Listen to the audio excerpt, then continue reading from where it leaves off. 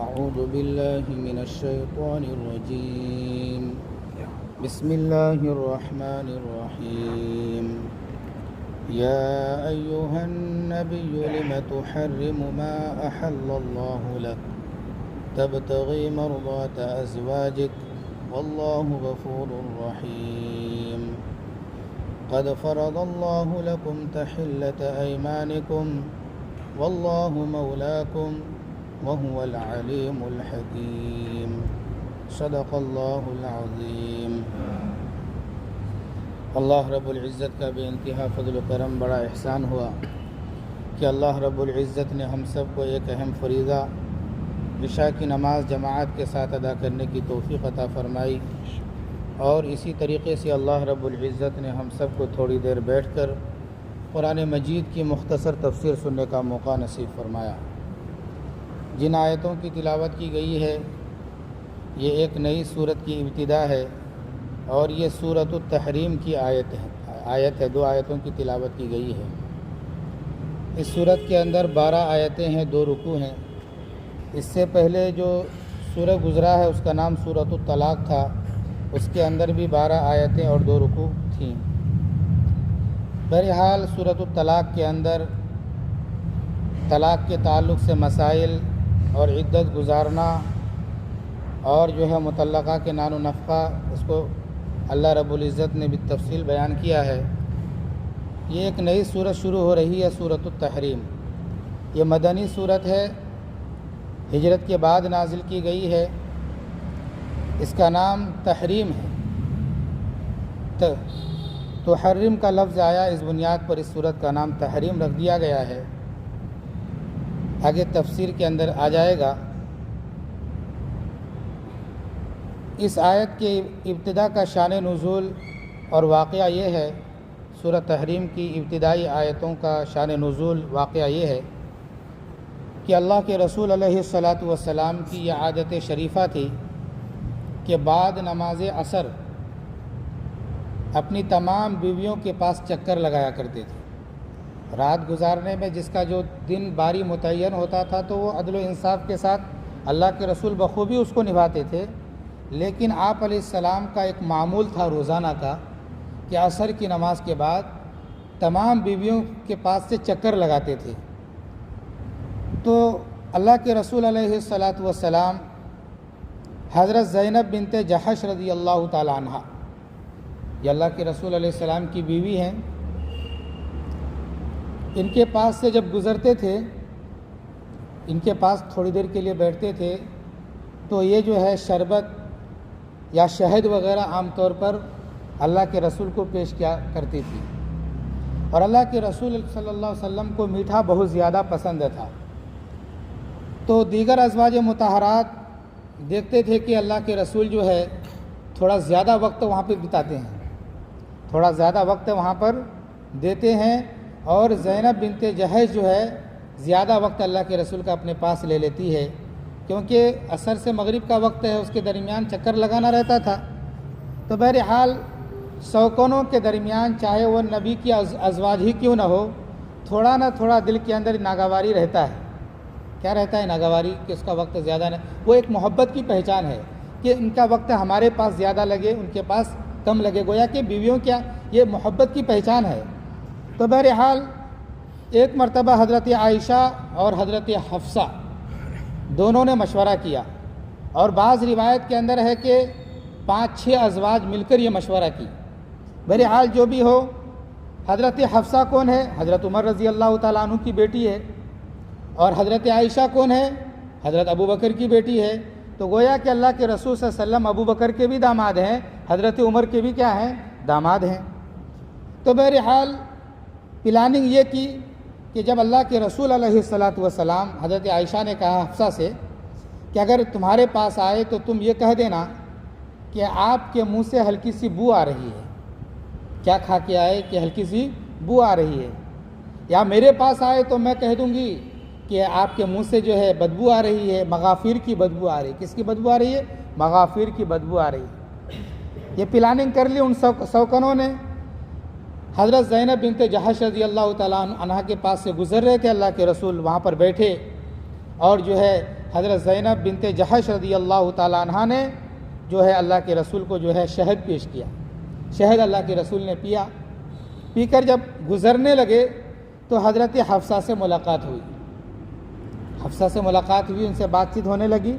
تو حضرت حفصہ جو ہے پلاننگ جو ہو چکی تھی اس کے مطابق کہنے لگی کہ اللہ کے رسول آپ کے منہ سے بدبو آ رہی ہے، ایسا محسوس ہو رہا ہے کہ آپ کے منہ سے بدبو آ رہی ہے، آپ نے کیا کھایا؟ اللہ کے رسول نے فرمایا کہ ویسے ایسی کوئی چیز تو نہیں کھایا کہ جس سے میرے منہ کے اندر بدبو آئے. اور اللہ کے رسول صلی اللہ علیہ وسلم بدبو سے بہت زیادہ کیا کرتے تھے؟ نفرت کیا کرتے تھے. بدبو اللہ کے رسول کو پسند نہیں تھی، اور جو ہے اسی طریقے سے میرے منہ سے بدبو آئے اور سامنے والے کو تکلیف ہو، اللہ کے رسول اس طریقے کی ایذا دینا پسند نہیں کرتے تھے. جب بتایا کہ جو ہے آپ کے منہ سے جو ہے بدبو آ رہی ہے اور مغافیر کی بدبو آ رہی ہے. مغافیر کسے کہتے ہیں؟ غرفت ایک درخت ہوتا تھا اس زمانے میں، اب پتہ نہیں اللہ عالم، کہ غرفت ایک درخت ہوتا تھا جس کا جو گوند کی طرح ہوتا تھا. کس طرح ہوتا تھا؟ گوند کی طرح. اس کے اندر ہلکی سی بانس ہوتی تھی، اس کے اندر ہلکی سی بدبو آتی تھی. تو اللہ کے رسول علیہ السلام نے فرمایا کہ میں نے تو مغافر نہیں کھایا، مغافر کو استعمال نہیں کیا، میں نے تو شہد کو استعمال کیا. ہو سکتا ہے، اللہ کے رسول نے یہ بھی کہا، ہو سکتا ہے کہ جس شہد کو میں نے استعمال کیا اس شہد کو بنانے والی مکھیوں کا، بعض مکھیوں کا وہاں پر گزر ہوا ہو، اور بعض مکھیوں نے غرفت درخت سے کچھ چوس لیا ہو اور جو ہے اس سے شہد بنائی ہو، اور جو ہے اس کا جو ہے کچھ بدبو اس کے اندر کیا ہے آ گیا ہو. اللہ کے رسول نے ایسا کہا.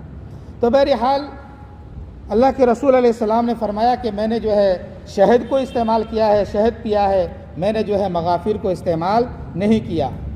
تو پھر بدبو کا اظہار کیا گیا کہ بدبو آ رہی ہے، تو اللہ کے رسول کو بدبو پسند نہیں تھا. تو وہیں پر اللہ کے رسول علیہ السلام نے حضرت حفصہ کے سامنے کہہ دیا کہ قسم کھا لی کہ میں آئندہ سے شہد استعمال نہیں کروں گا. اللہ کے رسول نے کیا کھا لی؟ قسم کھا لی کہ آئندہ سے شہد کو استعمال نہیں کروں گا. تو ادھر جو ہے حضرت حفصہ سے یہ بھی کہہ دیا، یہ بات کسی کو کہنا نہیں، یہ بات کسی کو کہنا نہیں کہ میں نے اپنے لیے کیا کر لیا ہے، شہد کو استعمال کرنے کے لیے اپنے اوپر حرام کر لیا ہے، یہ کسی کو کہنا نہیں. اللہ نے اس کو ظاہر کر دیا، کسی کو کہنا نہیں. بہرحال ایک قول یہ بھی ہے کہ اللہ کے رسول نے کہا کہ میں زینب کے پاس نہیں جاؤں گا، ایک قول یہ بھی ہے، لیکن راجح قول یہ ہے کہ اللہ کے رسول نے یہ کہا کہ میں شہد کو استعمال نہیں کروں گا. حضرت زینب رضی اللہ تعالیٰ عنہ، حضرت زینب بنت جحش، بڑا مقام، مرتبہ اور رتبہ ہے اس خاتون کا. بتایا جاتا ہے کہ اللہ کے رسول کے منہ بولے بیٹے حضرت زید ابن حارثہ سے ان کا نکاح ہوا تھا. اول نکاح، پہلا نکاح جو ہے زید بن حارثہ سے زینب بنت جحش کا ہوا. ان دونوں کے اندر انبن چل رہی تھی اور نباہ نہیں ہو رہا تھا. تو بہرحال اللہ نے یہ فیصلہ کیا کہ فلما قضا زید منہا وطرا زوجناکہا، کہ زید نے ان سے حاجت پوری کر لی اور ان کا نباہ نہیں ہو رہا ہے، اب ان کا طلاق ہو گیا، تو جو ہے ہم نے تمہارا نکاح کیا ہے اس کے ساتھ تجویز کر دیا. تو گویا کہ آسمان پر اللہ نے یہ فیصلہ کر دیا کہ تمہارا نکاح کس کے ساتھ؟ حضرت زینب بنت جحش کے ساتھ ہو گیا. اللہ نے فیصلہ کیا. یہ وہ مقام، وہ رتبہ ہے حضرت زینب بنت جحش رضی اللہ تعالی عنہا کا.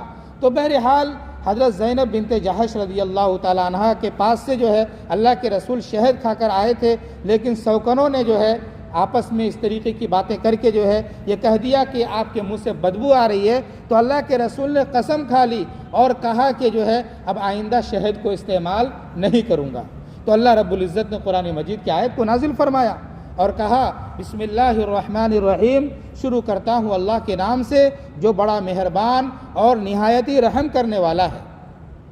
یا ایھا النبی، اے نبی، اے پیغمبر محمد صلی اللہ علیہ وسلم، لم تحرم ما احل اللہ لک، جس چیز کو اللہ نے تمہارے لیے حلال کیا ہے اس کو تم حرام کیوں کہتے ہو یا کیوں کرتے ہو؟ اللہ نے جس چیز کو آپ کے لیے حلال کیا ہے آپ اس کو حرام کیوں کہتے ہیں؟ آپ اس کو حرام کیوں کر رہے ہیں؟ تبتغی مرضات ازواجک، آپ اپنی بیویوں کی خوشنودی کے لیے ایسا کر رہے ہیں کہ جو ہے آئندہ سے جو ہے شہد نہ پیوں گا تو جو ہے مطلب شہد نہ پیوں گا تو بیویاں کیا ہو جائیں گی؟ خوش ہو جائیں گی. کیا مجھ سے بدبو نہیں آئے گی اور جو ہے بیویاں کیا ہو جائیں گی؟ خوش ہو جائیں گی. تبتغی مرضات ازواجک، کیا آپ اپنی بیویوں کی خوشنودی چاہتے ہیں؟ واللہ غفور الرحیم، اور اللہ تعالیٰ معاف کرنے والا اور رحم کرنے والا ہے۔ قد فرض اللہ لکم تحلۃ ایمانکم، اللہ نے تمہارے لیے قسموں کو توڑنا مقرر کر دیا ہے۔ اللہ نے تمہارے لیے قسم کو توڑنا کیا ہے؟ مقرر کر دیا ہے۔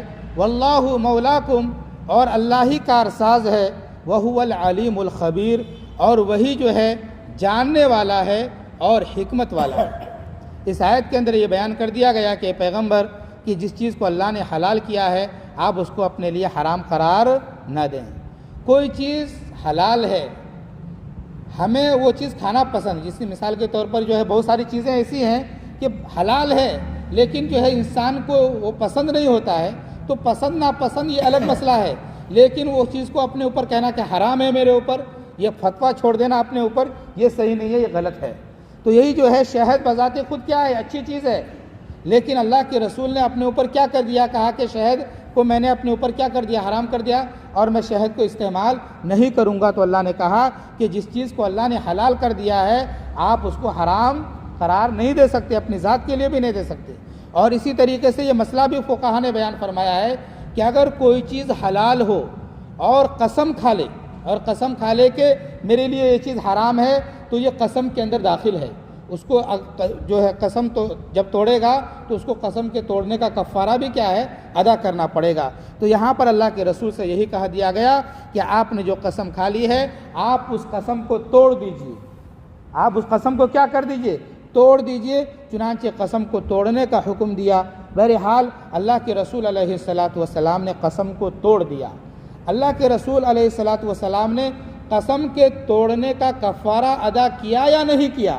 مفسرین کرام میں اکثر مفسرین کا کہنا یہ ہے کہ اللہ کے رسول علیہ السلام نے اس قسم کو توڑ کر کفارے میں ایک غلام کو آزاد کیا۔ کفارے میں کیا کیا؟ غلام کو آزاد کیا۔ تو قسم کے کفارے کے اندر ایک یہ بھی ہے کہ غلام کو کیا کیا جائے؟ آزاد کیا جائے۔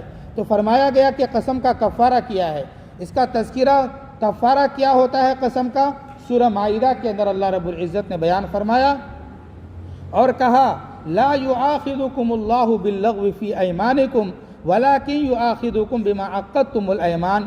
لغو قسم پر اللہ تعالیٰ تمہارے لغو قسم پر کوئی مواخذہ نہیں فرمائے گا، ولکن یؤاخذکم بما عقدتم الایمان، لیکن اللہ تعالیٰ تمہارے ان قسموں پر مواخذہ فرمائے گا جس پر تم مضبوط ہو، جس پر تم نے قسم کھا لیا ہے اس پر اللہ تعالیٰ کیا کرے گا؟ مواخذہ کرے گا۔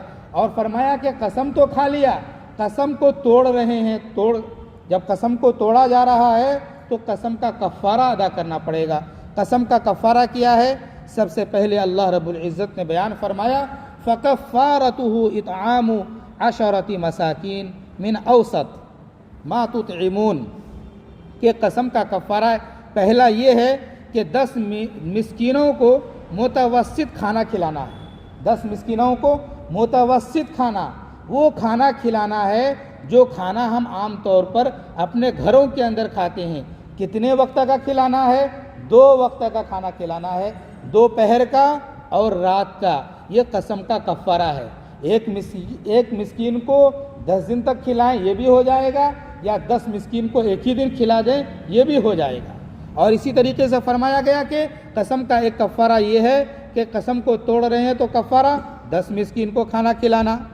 اور آگے بیان فرمایا گیا او کسوتہم او تحریر رقبہ، یا جو ہے 10 مسکین کو کپڑا پہنانا، یا تو 10 مسکین کو کھانا کھلائیں یا 10 مسکین کو کپڑا پہنائیں۔ کپڑا بالکل وہ ہائی فائی نہیں بلکہ میڈیم قسم کا کپڑا۔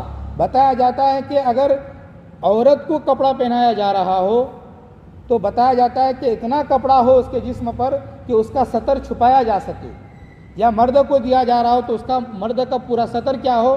چھپایا جا سکے۔ تو اگر کپڑا بھی پہنانا چاہیں کفارے کے طور پر تو 10 مسکین کو کیا کریں؟ کپڑا پہنا دیں۔ یا فرمایا گیا او تحریر رقبہ، یا ایک غلام یا باندی کو آزاد کریں۔ یہ قسم کا کیا ہے؟ کفارہ۔ پہلا 10 مسکین کو کھانا کھلانا، دوسرا 10 مسکین کو کپڑا پہنانا، تیسرا غلام کو آزاد کرنا۔ تو غلام کو آزاد کرنے کا تو آج کے دور میں کوئی مسئلہ نہیں ہے، لیکن 10 مسکین کو کھانا کھلا سکتے ہیں اور جو ہے کپڑا پہنا سکتے ہیں۔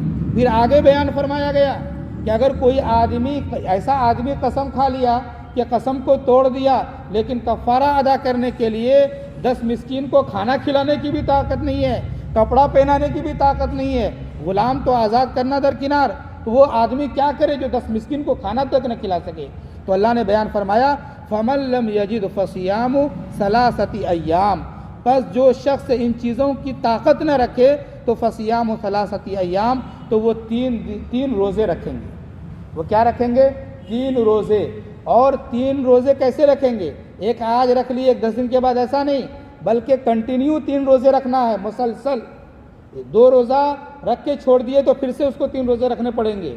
مسلسل کے بارے میں حکم آتا ہے کہ 3 روزے کیا کرے؟ لگاتار رکھے۔ تو یہ قسم کا کفارہ ہے کہ 10 مسکین کو کھانا کھلانا یا کپڑا پہنانا یا غلام آزاد کرنا، ان سب چیزوں کی مالی طاقت نہیں ہے تو جو ہے 3 کیا رکھے؟ وہ روزہ رکھ لے مسلسل، یہ قسم کا کفارہ ہے۔ تو اللہ کے رسول علیہ الصلاۃ والسلام نے جو یہ قسم کھائی تھی کہ میں آئندہ سے جو ہے شہد کو استعمال نہیں کروں گا، اللہ کے رسول نے اس قسم کو توڑ دیا اور جو ہے قسم کے کفارے کے طور پر جو ہے اللہ کے رسول نے غلام کو کیا کیا؟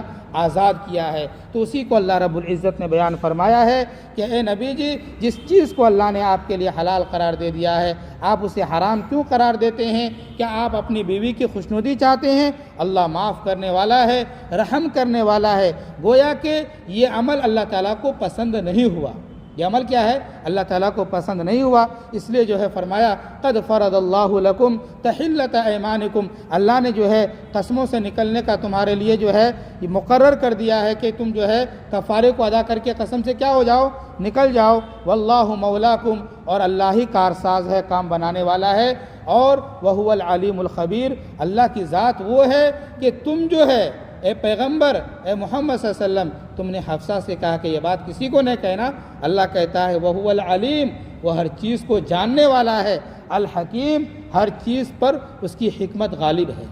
تو بہرحال یہ 2 آیتوں کی مختصراً تفسیر تھی، اور مابقیہ باتیں بھی ہے جو انشاءاللہ آئندہ آئے گا۔ اللہ رب العزت سے دعا فرمائے کہ اللہ تعالی ہم تمام لوگوں کو شریعت کے احکام پر کما حق و چلنے کی توفیق عطا فرمائے، اور اللہ تعالی ہم تمام لوگوں کو قرآن پاک سیکھنے، سکھانے، سمجھنے، سمجھانے اور قرآن کے طرز کے مطابق اللہ ہم سب کو اپنی زندگی گزارنے کی توفیق عطا فرمائے۔ آمین وآخر دعوانا ان الحمدللہ رب العالمین۔ سبحان اللہ وبحمدہ، سبحانک اللہم وبحمدک، ونشہد ان لا الہ الا انت ونستغفرک ونتوب الیک۔ سبحان ربک رب العزت عما یصفون، وسلام علی المرسلین والحمد للہ۔